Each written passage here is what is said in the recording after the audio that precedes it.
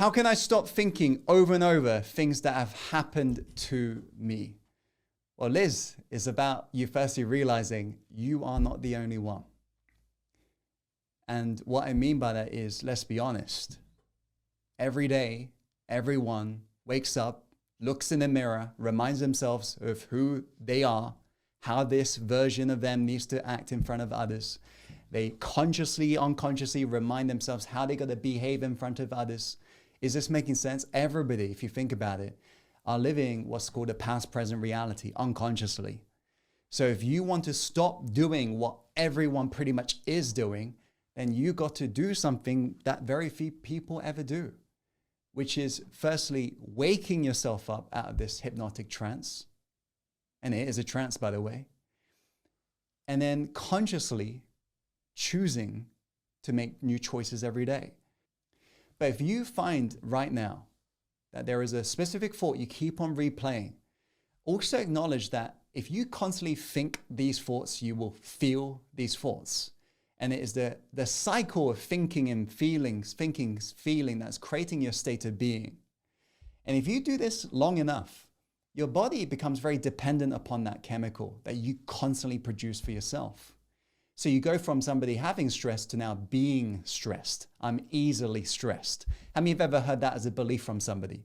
I'm easily irritated. So that's now their identity. Is this making sense? State of being. So it is in that moment that your body is very dependent, meaning it's very addicted to that state of being. Hence why your mind will use these different thoughts to constantly reaffirm the emotional addiction. So you want to see it for what it is. Giving up any form of addiction, you'll have a withdrawal symptom.